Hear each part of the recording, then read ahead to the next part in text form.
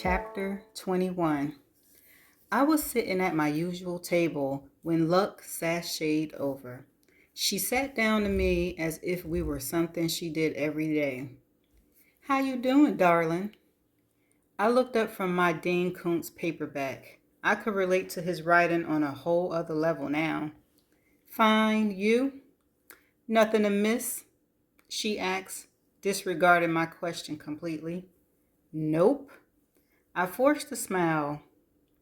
What the hell did fate tell her? I wanted to kill him. Wasn't his little setup enough? I get it. My love life had sucked. If he had told the whole office, it was going to be a war. She sat, oops, she sat back, lips pursed in deep thought. Well, this isn't making much sense at all. What would that be? First, he's all blustered about how we shouldn't be nice to you, and now he's all over us to be nice to you. I don't know why I even listen to him.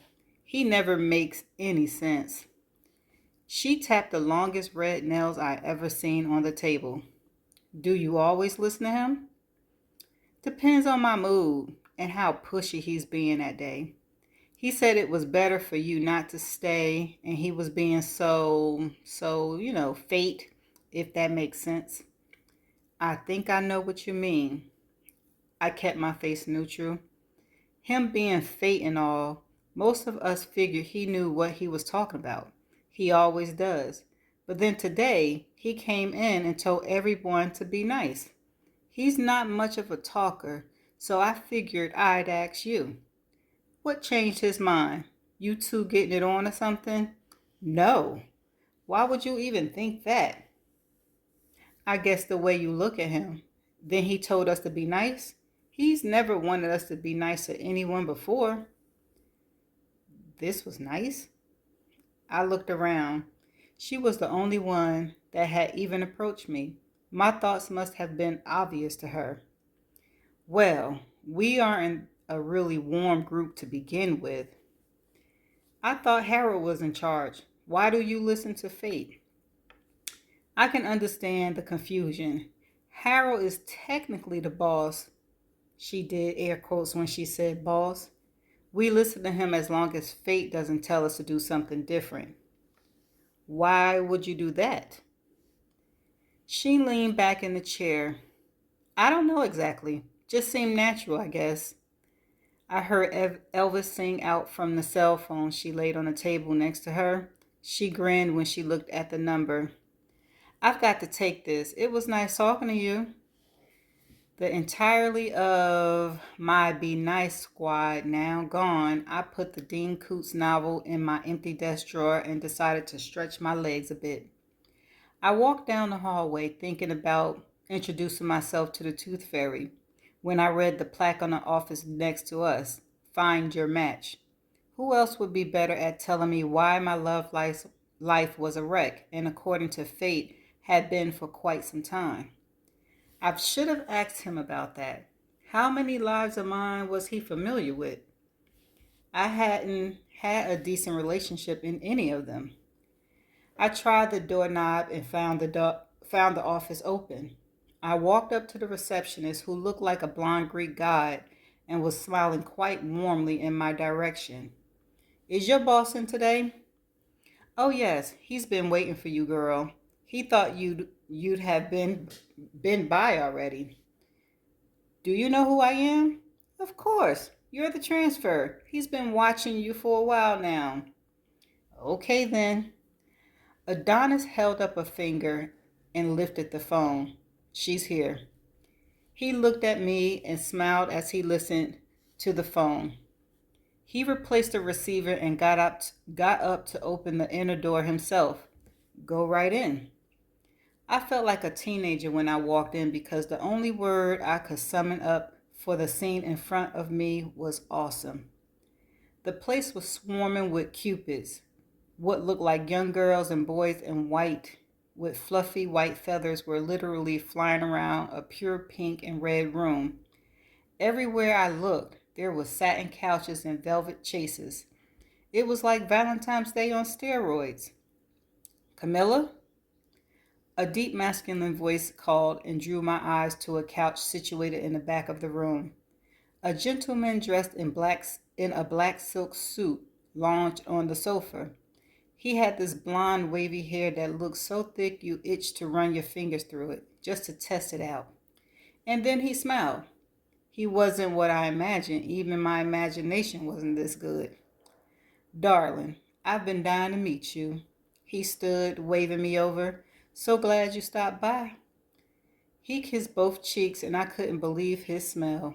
You smell so good. What are you wearing? Oh, that's just me. He led me over to a seat on the couch he had been occupying. He held one of my hands as we sat, as if it were the most natural thing in the world. I wasn't normally a hand holder, and yet I didn't mind. I figured I should say hello and introduce myself, maybe find out why my love life is a complete disaster. I've been waiting for you. He turned his head in a way that had me resituating myself in a more flattering position. You're a very attractive soul. Why, thank you. So are you. My voice came out an octave higher, and I felt like a teenager who'd just been complimented by a quarterback. I know why you're here. You had a rough time of it. I have had some bumps. He squeezed the hand he held. Don't worry. I'm going to get you all straightened out. You mean when I get reborn? The door slamming drew our attention to Fate, who stood scanning the room, scowling until he locked eyes on us. Oh no, Cupid said. Looks like the fun police arrived. We'll have to catch up later. Fate was on us a minute later. We've got to go. Why? His eyes shifted to the door and back. Was that supposed to tell me something? I wasn't sure, but if I stayed with Cupid, I was going to be giggling like a 12-year-old soon. Both Cupid and I stood. I wanted to know what Fate wasn't saying, and Cupid, I wasn't sure what he wanted. Cupid walked over to stand next to Fate and gave him a look like he was a ripe leg of lamb. She's all yours, darling. Cupid grabbed Fate's ass before he walked away. Okay. It was nice to meet you, I called after him as he left. Don't worry, we'll see each other again, he yelled back.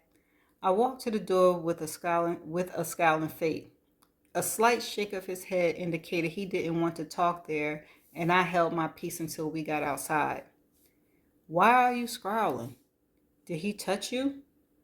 No. Didn't Harold warn you about visiting?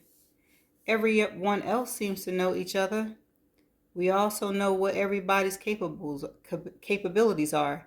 You aren't human anymore. This isn't like going to a block party and getting to know your neighbors. Why are you getting so crazy? You're leaving soon. Just stay out of trouble. I stood, walking, and followed suit a second later. Was there anything else? I've been doing some background checks, and I want to take another stab at Maxwell, Suit's target. I stood there for a minute. I wanted Suits. There was no doubt about that. But did I really have to do everything with Fate? Could I risk doing everything with him? What if he figured out there was a connection between us? We've got less than 2 weeks left before you leave. You plan on making a decision anytime soon? He stared at me, clearly confused by my hesitation. I'm thinking. About what? You either want this guy or you don't. Camilla. I looked down at the hall and saw Death with another middle-aged man beside him standing where the lobby began. I walked past Fate. Hi, Doc, I greeted him, figuring it might not be appropriate to call him Death in current company. I'd like to introduce you to Fred. We were just heading out for some golf. Death patted Fred on his back as he said this. They were both dressed in golf shirts with a little sun visor. It's nice to meet you. You too. He turned to Fate. I've got your return ready. Thanks, Fred, Fate said, smiling. You guys have a good game. I'm sorry you couldn't make this round. I'll catch you guys next week. I watched Death, an accountant, head off to go play 18 holes and then turn to Fate. Have you met everyone? He asked. You golf with them? I asked. What's wrong with golf? You want me gone because I'm a transfer and you're golfing with a human? I seriously didn't need to elaborate on this, did I? It's different, he shrugged, a single shoulder as if he couldn't even sell that bullshit to himself completely. Really? How's that? We have to go if we're going to check out the league. You coming or not? And the bottom line was, I did want to check it out. I lost my first opening takeout suit and I was running out of time. I'd have to take my chances. Worst case scenario, kill him quickly before he could talk. I'll be right out. And that's the end of chapter 21. Stay tuned for the next chapter.